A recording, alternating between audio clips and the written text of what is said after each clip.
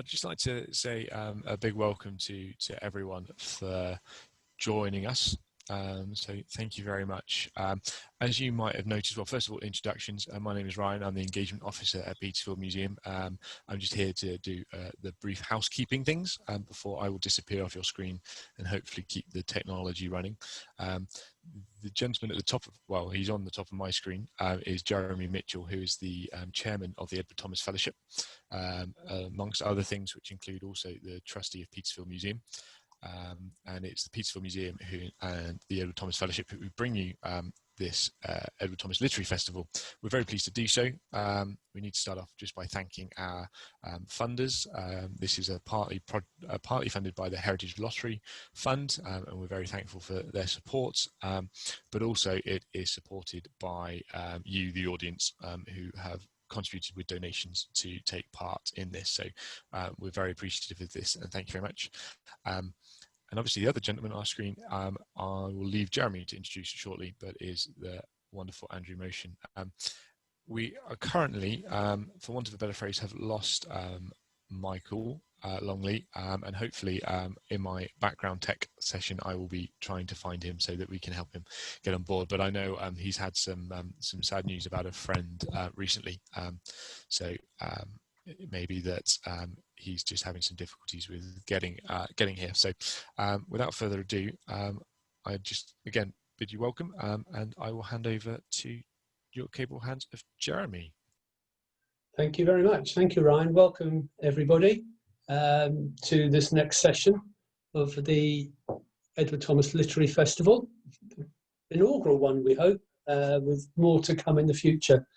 I'm going to start off with, I'll just introduce Andrew Motion briefly. He may well be known to a lot of you, and I know there are quite a few people who are joining from Maryland today, so welcome to everybody.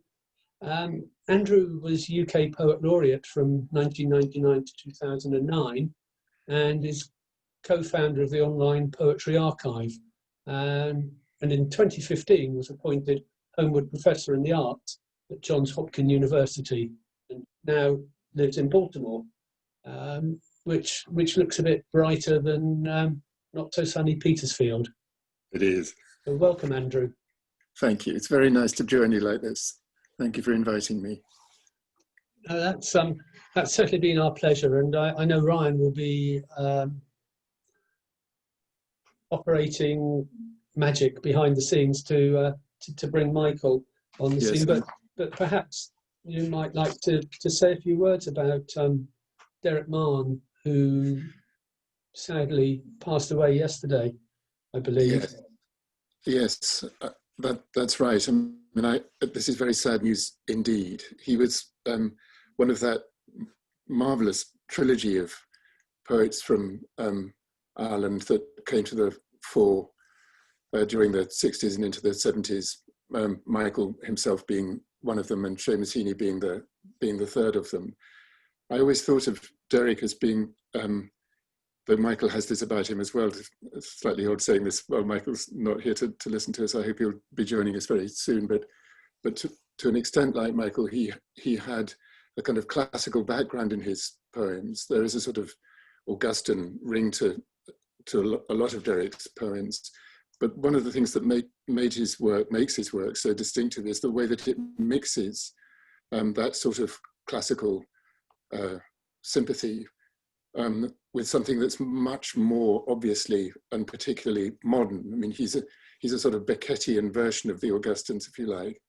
I think an absolutely marvelous poet, and although the poems change very much during his lifetime and become more epistolatory in all sorts of ways, and those have their particular dignities and fascinations, it's probably true to say that, to strike a personal note about this, that as I was starting out as a writer myself, his early poems with their much more sort of lean forms had the most powerful effect on me. I'm very sorry that he's no longer with us and writing for us. Thank you, Andrew. I know I sprung that on you a little bit, but... No, I'm very happy to say that. I wanted to acknowledge him anyway, so I'm very pleased that you say that. Thank you. Yeah, Yeah, so I just wanted to put in a bit of context as to why Michael may not feel like being with us today. Indeed. I mean, they were very old friends. They were at university together and had remained friends ever since. Yes, and I'm sure everybody will understand that. So I suppose let's look back at someone a wee bit older than that, Edward Thomas himself. Sure. And I know we chatted previously, and we were starting to think about putting him in a personal context. Right.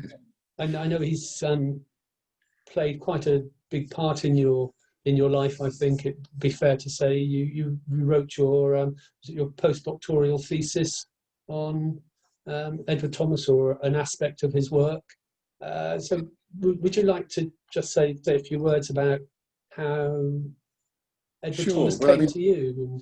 Yes, I'd be delighted to do that, and for two reasons really. I mean, one is just for the sort of, I mean, if there is any personal interest in it, for that reason, but also because I think saying what I'm about to say goes some way towards making us think about the way in which Thomas's reputation has changed in the last half century or so. I'd read a few of his poems at school. I remember reading them at school, and to be embarrass myself by being candid with you, I honestly didn't make very much of them. I think they were speaking so quietly compared to the other things that I was listening to that I just missed them. I could see that they were good, and I could see that there was something original going on there, but I was more taken with poems that made a louder noise than they did. But then I reread him at university, and by that stage I'd either sort of retuned my ear or was generally more tolerant of quieter noises. And they immediately made a very big impression on me. I suppose, again, to embarrass myself with a sort of candor, this may have had something to do with the fact that by then I'd realized that he was a very beloved figure with other poets. I'd certainly read Auden praising him. I knew that Larkin liked him very much. Heaney, Longley, Ted Hughes. I mean, the people who I was reading who were first sort of making their first appearance in the public world at that stage were all clearly indebted to him in various ways, or admiring of him in various ways. So I had very strongly the sense of him as a poet's poet, as I think most of the people of my vintage did. I was born in 1952.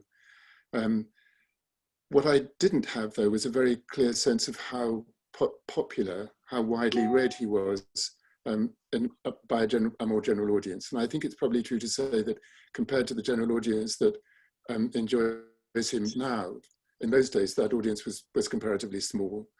So he was a kind of niche poet, as I say, a poet's poet. Somebody once described Elizabeth Bishop in her early days as a poet's poet's poet. And maybe that was that same thing could be said of Thomas as well.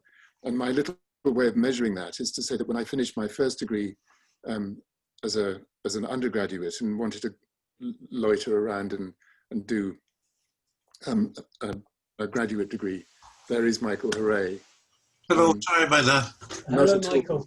Welcome. Wonderful to see you. Welcome. Shall I just finish saying this, Jeremy, and then? Yes. So yes, please carry on, Andrew. Just talking about how you came to Thomas. And I mean, just to keep this very brief, I felt some resistance by the English faculty at Oxford, which is where I was studying, to the idea that I might do somebody whose public reputation was so insignificant. But I persevered, and they let me do it. And it was one of the choices that I've made, which has changed my life for the better. I'll just leave it there so that we can say hello to Michael. Yeah. So, hello, Michael. Welcome. Hello. Sorry about that. Edna got the time wrong. It's all her fault. All right. You can blame the professor. I'm trying to settle down. Look, can I get going by saying I'm sort of heartbroken that Derek, my old friend, died 2 days ago. Can you hear me? Yes. Yeah. And he and I were friends for more than 60 years. And we served our apprenticeship at Trinity College, Dublin. And he and Edna, my wife, and I were deeply devoted to a brilliant teacher called Alec Reid. And I remember Alec Reid in a pub saying, "Do you know Edward Thomas? You must get the little blue Faber edition of his poems." And then with a pint in his hand, he began, "If I should ever by chance grow rich, I'd buy Codham cock ridden in Childerditch, roses, Pirgo and Lapwater, and let them all to my elder daughter." And really that set Edna and me, and to a lesser extent Derek, off on the Edward Thomas pilgrimage. And I would like to read a poem of Derek's, if I may. It's a short poem, and I think it winks in the direction of Edward Thomas, and I like to think in my direction too, and it's called Botany. Wild flowers familiar once to country folk, we only recognize from the botany book. I couldn't identify, say, Tormentil, Eyebright, or Scabious, not until I've checked the pictures on the page, where I first make the acquaintance of self-heal, heart's ease, leafy spurge. These never to be known at a quick glance. And Derek Shade and Alec Reid Shade are in this room as I talk with you now. Thank you, Michael. I felt the hairs rise on the back of my neck there. Oh, thank you. Well, thank you, Derek, and thank you, Edward. It's been an extraordinary marriage. It's a ménage à trois with Edna, because there's this kind of, I've never known the difference between an incubus and a succubus, but there he is, Edward. And when we've finished this festival, she'll be returning to her study, and this huge edition she's doing of Edward Thomas's writing about poetry. And he was a truly great critic. I mean, he's one of that very, very rare breed, a poet critic, but most of all, a poet. Didn't you ask me to choose a favorite poem? Yes, yes. So that was part of the, about how Edward Thomas came to you and what he means to you. And so, yes, so do you have a favourite amongst the favourites, I guess? Well, I think one of the reasons that Thomas's reputation continues to grow is because of the poets. The poets led the way in recognizing, I mean, going back to Auden in the 30s, who named Thomas as one of his favorite poets. And then, I mean, there was critical silence. I mean, for instance, the favorite book of modern verse, edited by Michael Roberts, doesn't have any Robert Frost, doesn't have any Edward Thomas, which shows you there's something wrong with that whole movement. But where was I? Yeah, I remember, yes, the poets. I remember when the great Scottish poet Douglas Dunn first came to Belfast sometime in the 60s. We were talking about Edward Thomas, and he said, tall nettles. He said, the sort of poem one dreams about writing. And indeed, it's the sort of poem I dream about writing.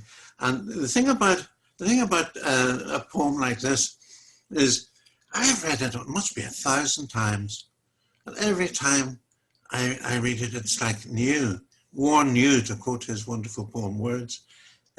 His finest poems, and that's practically all of them, are bottomless.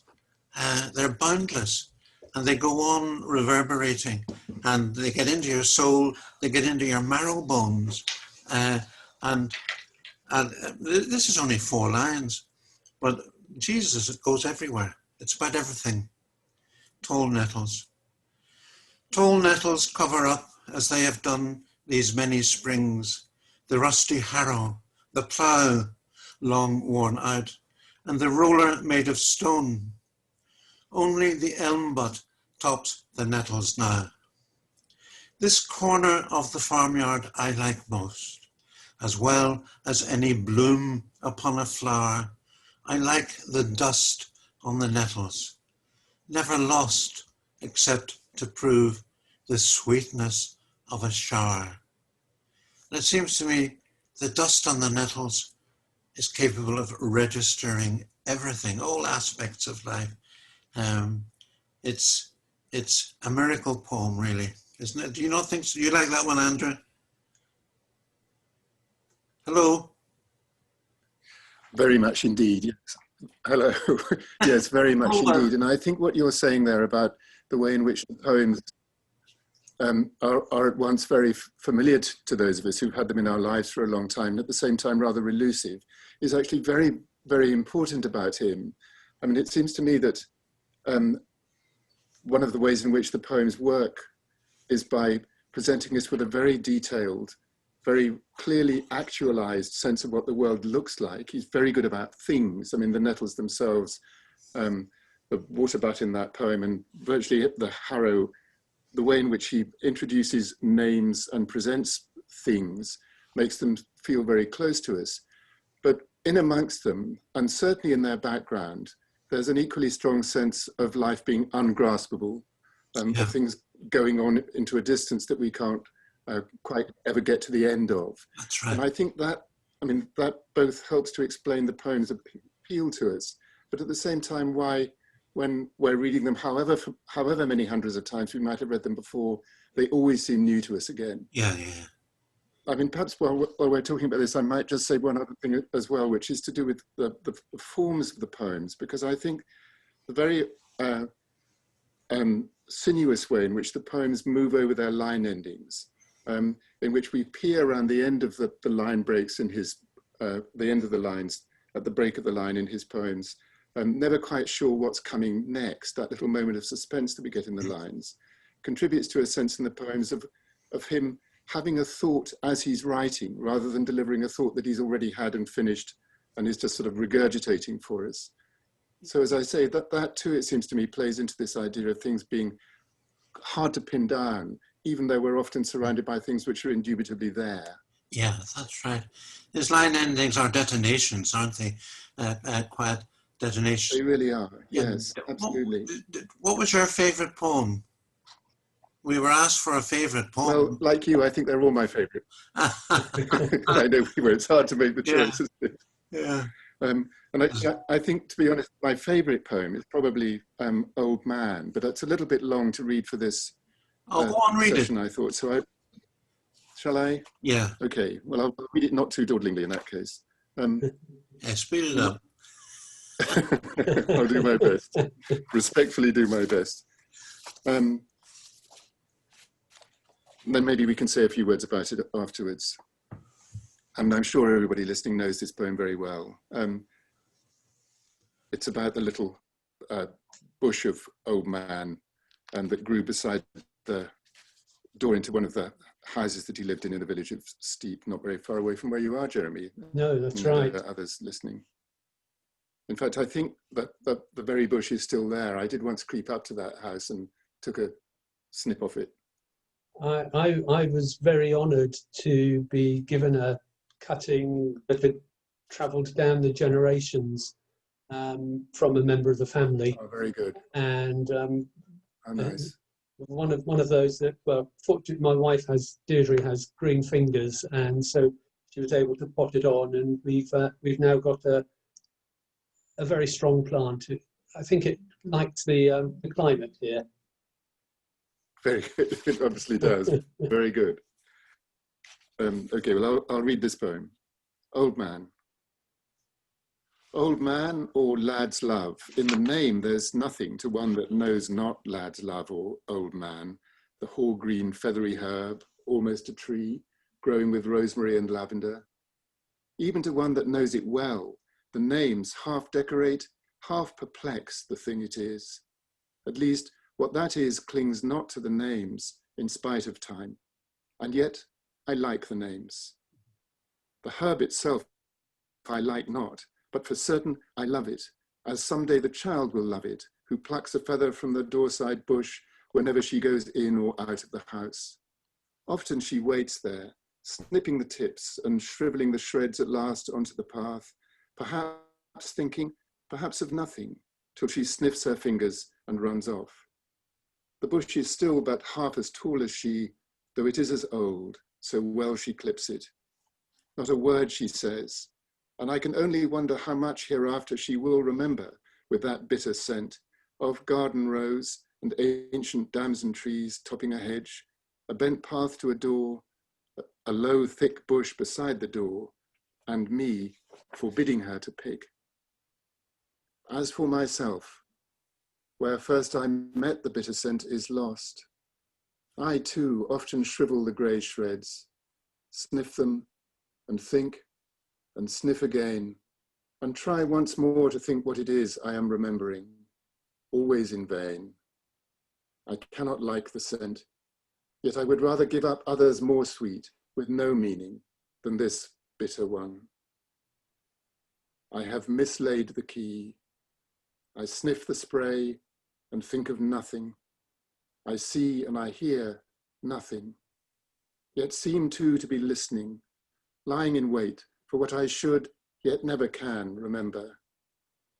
No garden appears, no path, no hoar-green bush of lad's love or old man, no child beside, neither father nor mother, nor any playmate, only an avenue, dark, nameless, without end. Oh, that didn't seem too long at all. That just passed in a second, really. I mean, it's such an extraordinary poem, and it's the movement of thought, isn't it? The movement Absolutely. of thought and memory. And it truly is. That last line, Andrew, is devastating, isn't it? It is. I mean, that's something else that is so extraordinary about these poems. They often proceed so quietly and so circuitously, and they sidle up to their subjects very often. And yet they are also capable of these extremely bold statements, like the last line of that poem, which of course picks up, it's worth saying, on all kinds of ideas to do with paths, walking, movement, that absolutely appear everywhere in the poems. I mean, he's either on the hoof in the poems, or he's making a point about pausing at somewhere or other in order to take in whatever it is that's happening around him. The idea of movement in them, particularly to do with walking, is very, very important.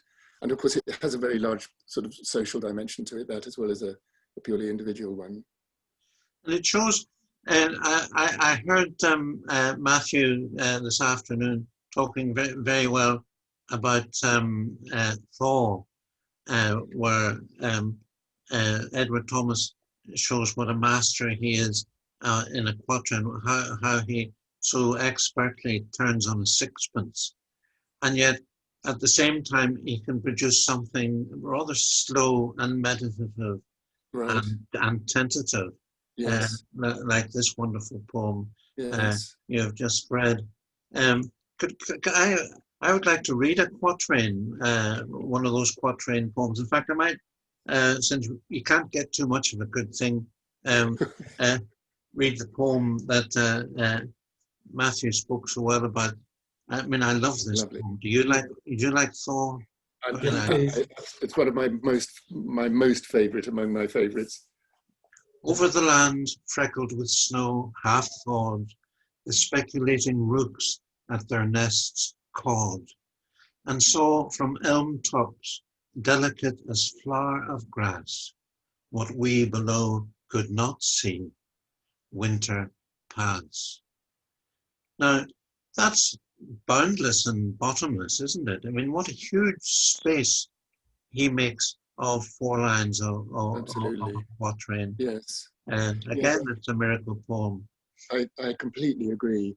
I mean, I think at the risk of suddenly sounding a bit sort of desiccated and professorial about this, one of the things that's worth saying about those quatrain poems, and of course it's true of the longer poems as well, is how brilliantly good he is at dealing with the image in poems, leaving it as a natural thing, but also presenting it to us in a way which allows us to consider very quickly in the process of reading the poem what the metaphorical significance of these things might be.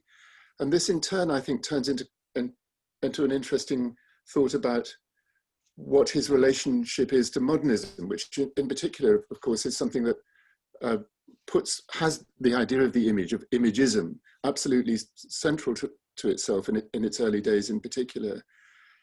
When I first started reading Thomas 50 years ago, there was, and I think you were touching on this, Michael, there was a very strong sense of antipathy between the modernists and the English line, as Donald Davy called it, which Thomas was clearly a member, as though there was no meeting between them.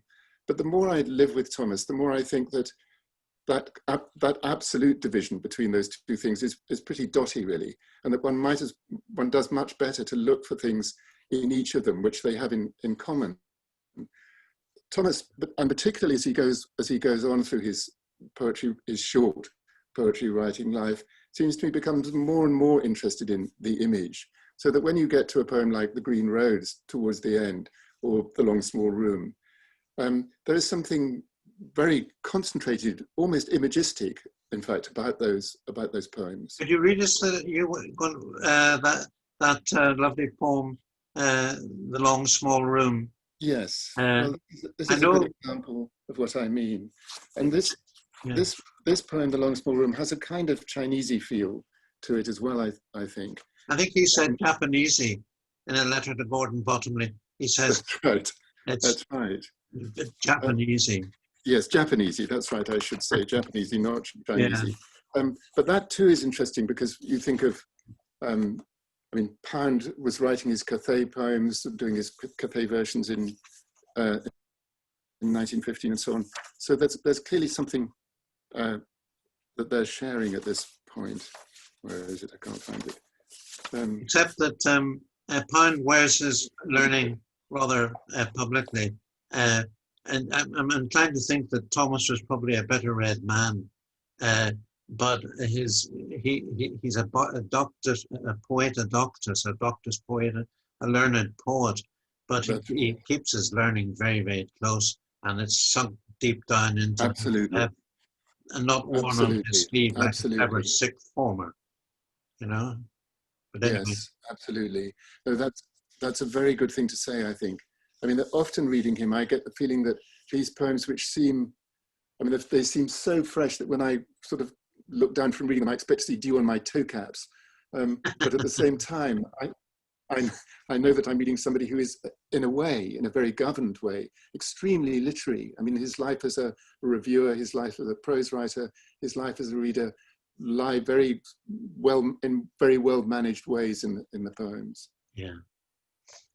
Anyway, so here's this beautiful poem, The Long Small Room. The long small room that showed willows in the west narrowed up to the end the fireplace filled, although not wide. I liked it. No one guessed what need or accident made them so build. Only the moon, the mouse, and the sparrow peeped in from the ivy round the casement thick.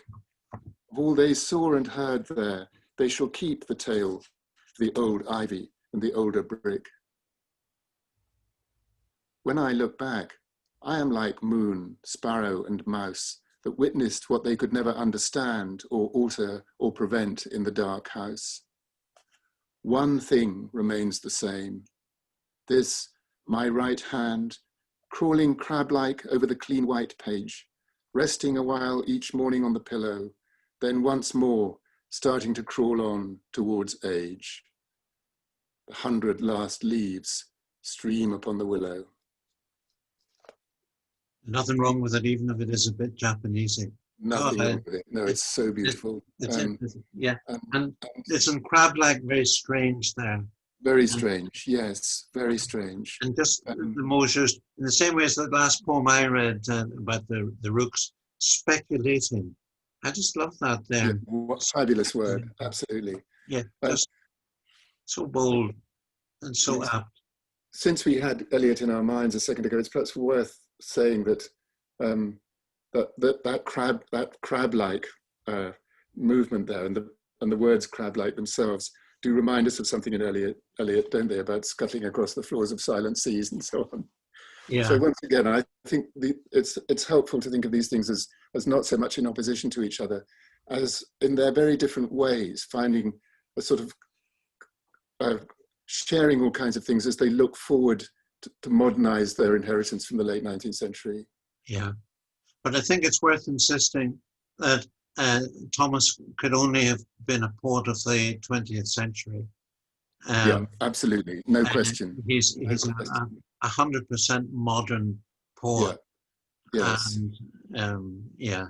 And yeah, I feel that very strongly. The sense of dislocation does that for me almost more than anything, actually. The sense of, which is tied in, of course, with the idea of moving. When I was burbling a minute ago about there being a sort of social dimension to all this walking about, this tramping about the place, that's partly what I mean. I mean, his characterization of himself as a superfluous man is very feelingly expressed by the sheer volume of movement in the poems. I think the amount of movement in the poems.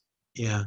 I think what he and Frost achieved is extraordinary. It is for me a much more important moment in the history of poetry than the Pound Eliot one.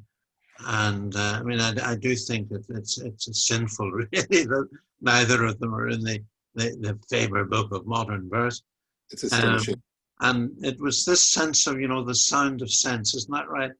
And That's sense right. and sound. Yeah, that's and right. what they explore in their poems, which they show to each other and in their letters, seems to me the most important moment in poetry since the preface to the lyrical ballads. Yes, that's right. It for me, I mean, if you were running a creative writing class, I would soak them in the genius of Frost and Thomas, rather than confuse them with Eliot and Pound, Well, of course, I think there are some of my students listening to us as we're saying this, and I think that they probably feel quite well saturated already. So I've taken your advice even before you gave it. Yeah, who was it? Was it Pound or Thomas said, about poetry? Then they talk about the absolute fidelity to the postures the voice assumes in the most expressive, intimate speech. Yes. And I think that's it, that's it, the speaking voice, the rhythms of intense emotional, spiritual conversation. Which you're quite right to say is a very Wordsworthian idea. And they modernize what Wordsworth is saying there in the preface to the lyrical ballads. There is something, sorry, Andrew. Sorry, go on, please. No, there was something, you were talking about the small particulars out of which Thomas creates a poem. And one of my credos is something he said.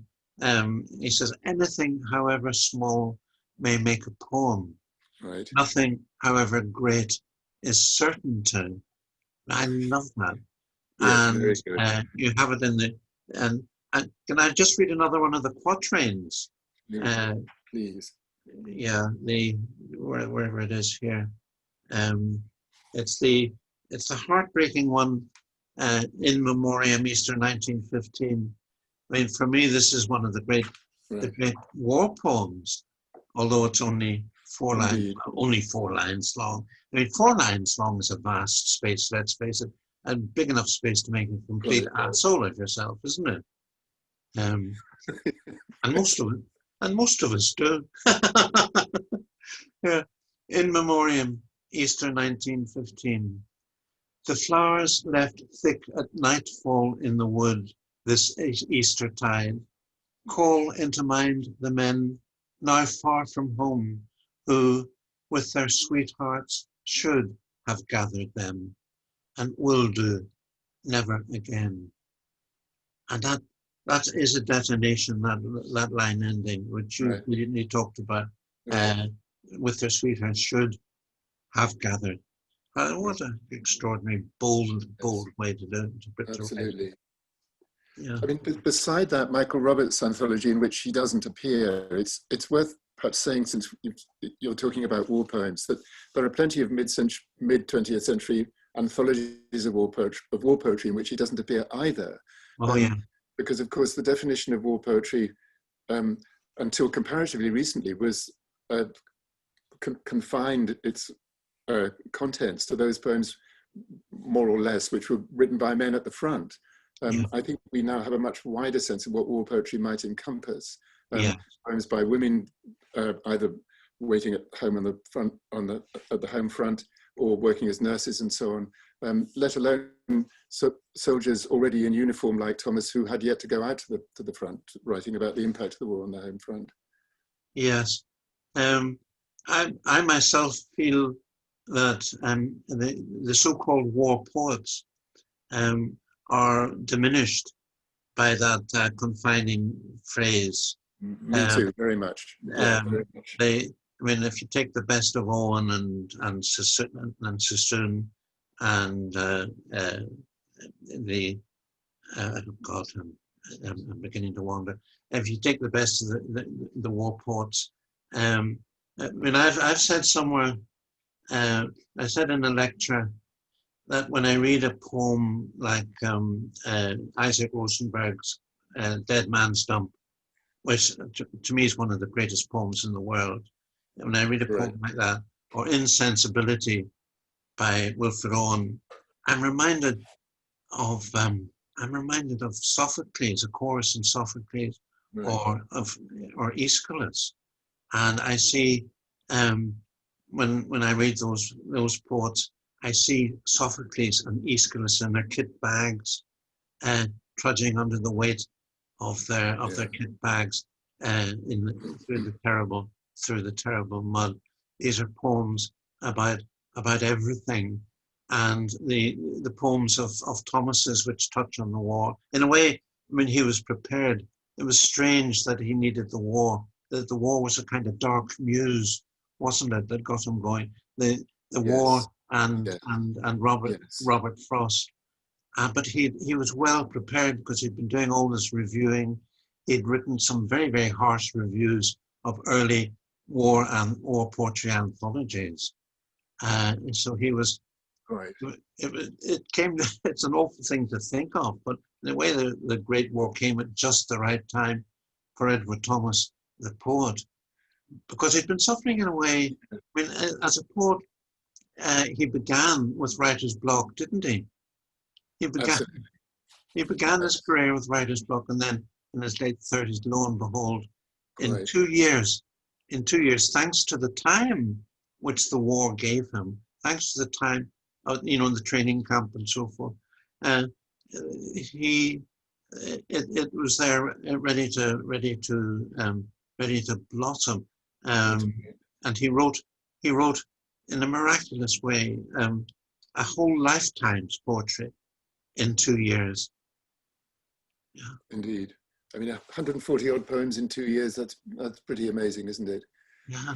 He talks, doesn't he, somewhere about the war making him a conscious Englishman. And there's no doubt that, as you're saying, was absolutely crucial to his coming out of the chrysalis, turning into the butterfly poet at the end of his life there. It also makes me think, while we're touching on that one of the reasons why I think his reputation has flourished so much, and why he now has this vastly larger general readership than he did 50 odd years ago, is to do with the way that conscious Englishness that he talks about, that makes him lift England into the poems out of the prose, has of course what we these days would think of as a sort of environmentalist aspect to it. And it's very difficult not to feel that the rise of his reputation has something at least to do with the way in which he pays attention to things in the natural world that we feel increasingly are increasingly vulnerable. I'm certain of that. I'm certain of that. He's a key figure in what we might call eco-criticism, isn't he? You know, he really is, absolutely. Yeah. Well, quite, but exactly. So it's. Sorry, please go on. And when there's something he says, I jotted down. But of course, I can't find it, having begun in a bit of a rush. Where he says, he knew at a very deep level that poetry has its roots in the body, in the Right. heartbeat and in the rhythm of our lungs and in the rhythms our legs make when we talk, when we walk, not when we walk, Indeed, walking and walk. talking. And that what was it he said? That poetry's as it's written, in the pulse and the tides, the pulse and the tides, and that's it. And that's why poetry rings so true, because it's true to our humanity as bodies and minds. Absolutely, absolutely. And which seems all the more striking in his case than it does in others, because I often feel that the poems, in a very delicate but definite way, very often express some quite profound dissatisfaction with himself and his body. I mean, the unhappiness that he alludes to very often in the poems adds a kind of saltiness to them for me, which a sort of uncomfortableness in them, as though he's not only walking to look at things to enjoy them, but also walking to try and catch up with something that he can never quite can catch up with, or indeed trying to walk away from something that he wants to shed. There is discomfort in the poems. These are not complacent fittings in of a person and a sensibility with their landscape. They're more angular than that, aren't they? Absolutely right. I don't think there's a moment, a glimpse of complacency in his poetry. Even at its happiest, it's unsettling. And it's very seldom completely happy. But it is joyous stuff, isn't it? Indeed. Well, the accuracy, the naming, the determination to go on seeking pleasure in things which might be disappointing, invariably turn out to be disappointing. I mean, all that appetite for pleasure remains undimmed. Yeah, I mean, Michael, what do you think? Yes. Do you ever allow yourself to speculate about what sort of poet he would have turned into had he survived the war? In a way, no, not all that much, and partly because the body of work is peculiarly complete. I mean, there's this. Sure. It's one of the mysteries I don't quite understand. If you take Keats, who died at 25, Keith Douglas, who died at 24, Indeed. I think, and Thomas. It's as though there's some biological biology combining with fate, that they produce their life's work in the short span that is allotted to them. I occasionally imagine Edward Thomas coming as a kind of incubus or succubus to our home, and wondering what would happen then. And I once asked my wife, Edna, if he came and he proposed elopement, what would she do? And she said, well, I need time to think about that. Anyway, but she's still thinking. I think he would have gone on writing great poetry, really. And yes. But I mean, sorry. I was only going to say, I have no doubt that you're right about that. I mean, I find it slightly easier, in fact, to imagine what he would have gone on doing than I do imagining what Owen might have gone on doing, actually, because even though we're both saying that the war contributes enormously to the transformation of Thomas into a poet, his work doesn't depend on it in the same way that I sometimes, as things are left in the case of Owen, his transfiguration does depend on the war. Well, in a way, it's one of the saddest things in poetry for me is Siegfried Sassoon, who wrote some great poems. Yeah. And I mean, two of my favorite lines. Can I give you two favorite lines from Sassoon about a young man asleep in a dugout? It's called The Dugout. You are too young to fall asleep forever, and when you sleep, you remind me of the dead. Now, if those had been written by Sappho, they would be world famous lines. Right. And people dismiss Cicerone, but I think he's a huge talent. But as you are implying, Andrew, he didn't write anything good after the war. No. In fact, it's terrible stuff. Most of it's pretty poor, which is terrible. Yes, I'm afraid that's right. I'm afraid that's right. But it's the poetry of Thomas, Owen, Rosenberg, and Gurney, increasingly for me. Very much so. Yes. How astonishing! What a generation, you know. And Gurney, of course, is another person whose reputation has risen almost in the same time that Thomas's reputation has risen. Though I think in Gurney's case, there is something to do with the muddle of the manuscripts finally being sorted out that has to do with that in a way that is not true of Thomas. I have to say, while we are having this sort of speculation and not speculation about the future that he wasn't allowed to have, I can't see that if he had come to America and stayed somewhere near Frost and they tried to pursue their friendship, I can't see that working out very well, because Frost was so tough, despite all his sort of ornery, far side persona. I think he would have either just eaten Thomas or driven him away. I think Thomas would have realized that he needed to protect himself by being a bit further away from him. Yeah. Frost is so competitive, so has such a sort of obvious streak of envy in him, actually, as a poet. Yes. I think he might have made Thomas's life pretty uncomfortable. Yeah, I think Frost was tormented really by reputation, and I think he was disappointed every last years of his life. He was disappointed every autumn when the Nobel Prize was announced and he didn't get it. You know, but what a waste of his genius. And then the more disappointed he got, the more winsome the poems became. Exactly. You know? And really, the great Frost is really Frost. I think so. I'm glad, in a way, Edward Thomas didn't go to America.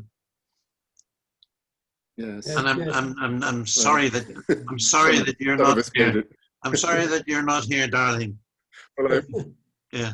Well, bless you. But there are many days when I'm sorry too, believe me. Yeah. This is truly. Can I read a poem I wrote for Edward Thomas? Yes, please do. Please do. It's called Edward Thomas's Poem, and it was a response to that exhibition. I think John Stallworthy organised it, and there was this glass case, and in it was this notebook that Edward had kept. It was on his body when he was the blast killed him. It was crinkled, and there was the watch, his fob watch, that had stopped at the time of the blast. So this is just about it's 10 lines long, and I refer to the beautiful poem Edelstrop and All the Birds of Oxfordshire. Anyway, Edward Thomas's poem. I couldn't make out the minuscule handwriting in the notebook the size of his palm and crinkled like an origami quim by shell blast that stopped his pocket watch at death. I couldn't read the poem.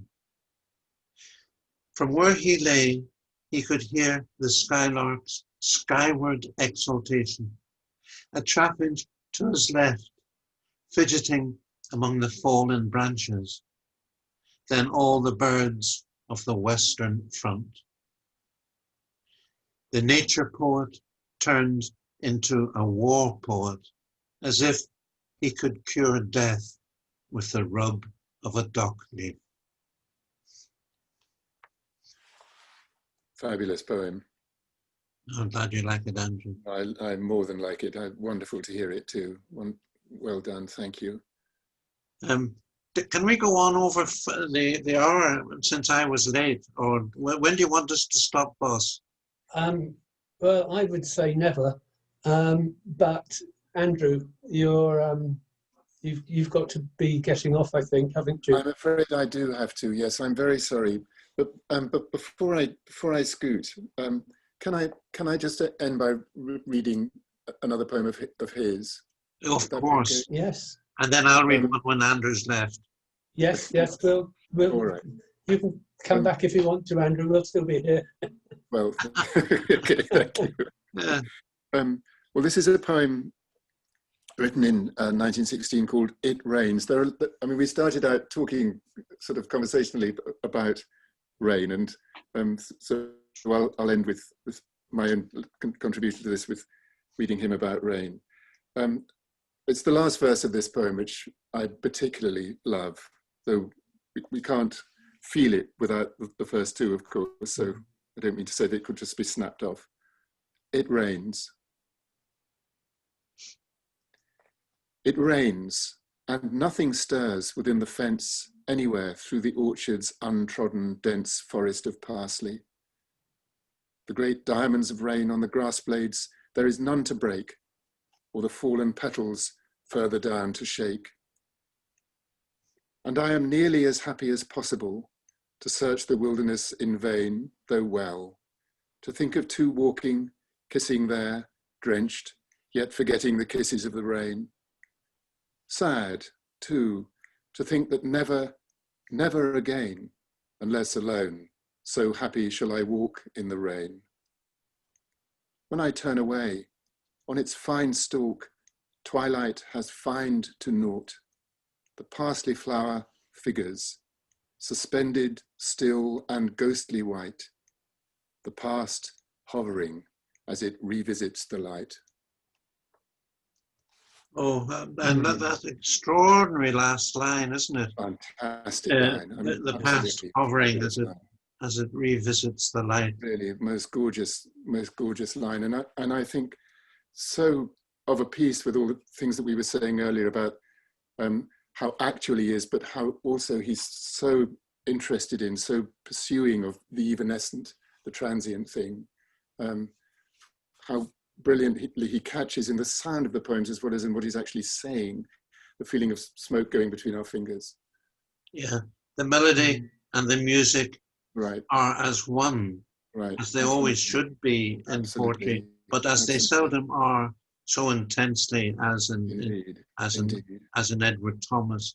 Indeed. And Andrew, as you say, isn't he the rain poet? He is. He's the rain poet. Yes, he is. He is. Yeah. Well, I better wander off into my sunlight, my Baltimore sunlight here. But Michael, it's wonderful to see you. And lovely to do this with you. Lovely to see you. Yeah, well, I miss you, and I'll hop over as soon as we're allowed to travel again, and hope to come and see you. Yeah, you come to Belfast. I would love to do that. Really love to. Yeah. And Jeremy, thank you so much. Thank you, Andrew, and thank you everybody who's watching. If you want to stay on, Michael and I will chat a bit. I know we've had a couple of questions, but I'm sure you'll understand why I didn't want to interrupt that conversation with them. So thank you everybody, and you've just had a thank you from Japan. So that's very good. From Seiko. Wonderful. That's very Japanese. Yes. Andrew, thank you very much, blessings, Andrew. darling. Yeah, and to you. God bless. Bye for now. Bye. Bye. Bye.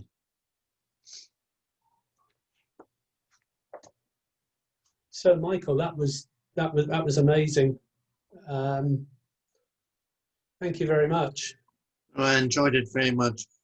I enjoyed it very much. Can I finish a poem I quoted? Yes, please do.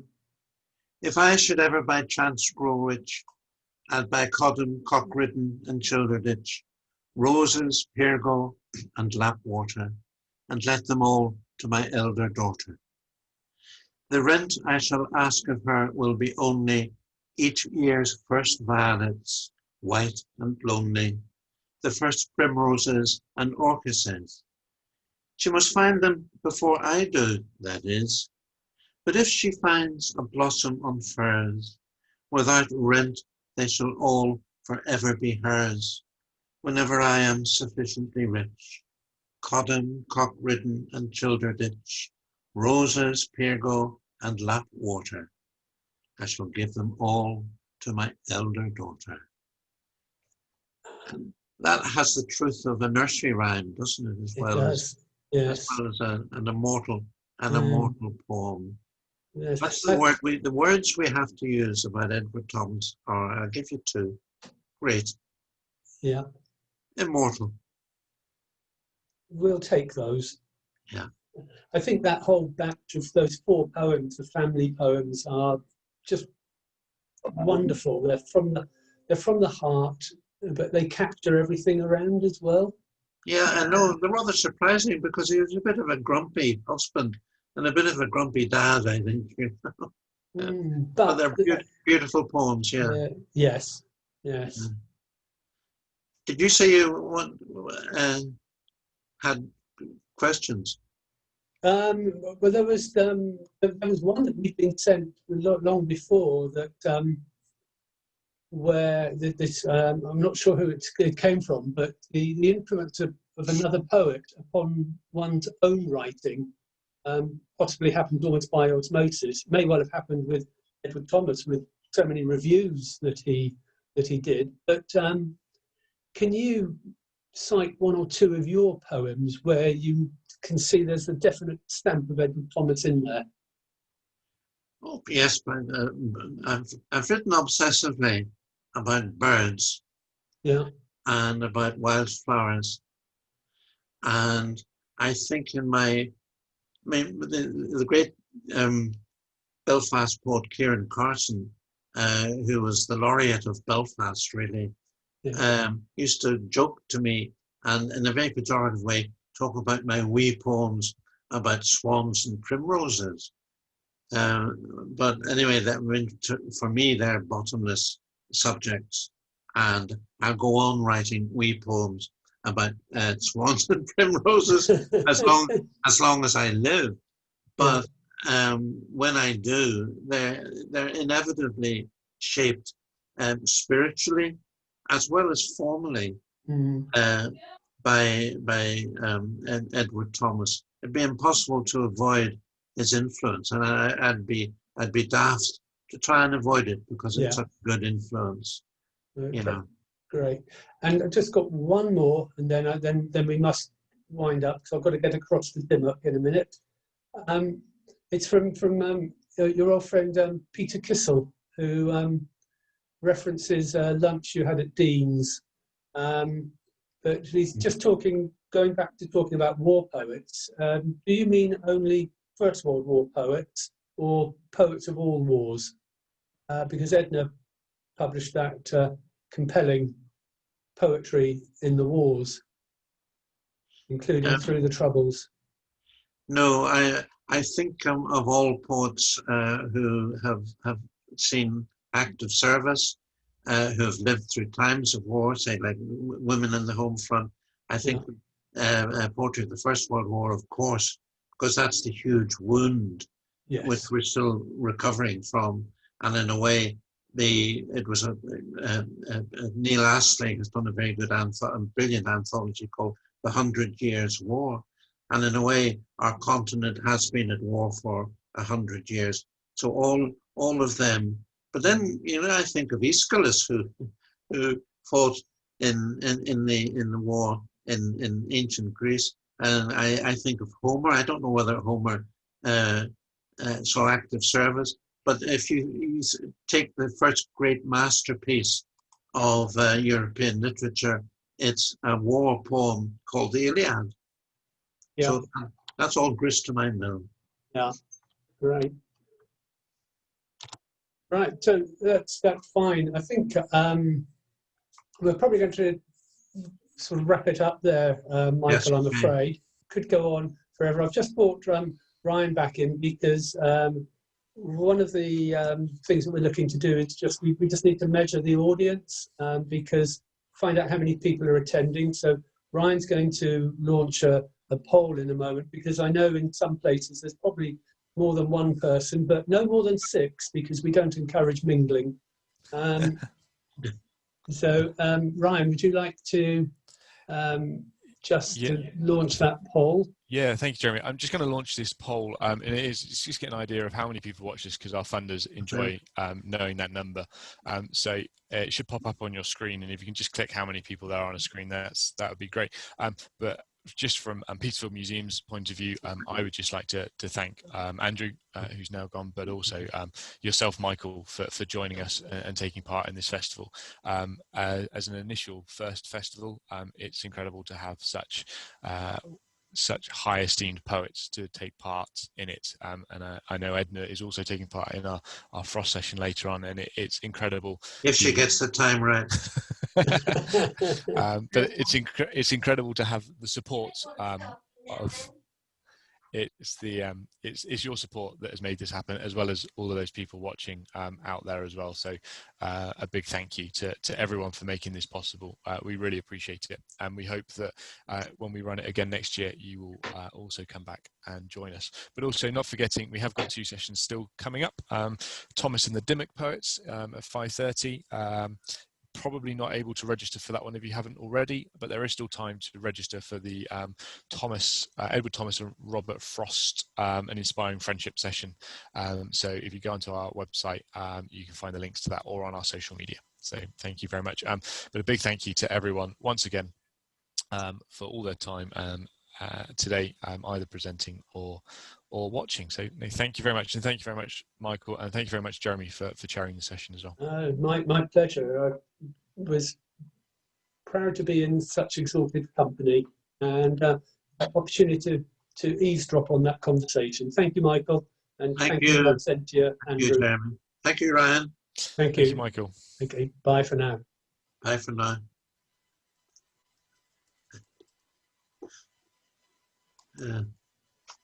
Sorry, I need to be in charge of this.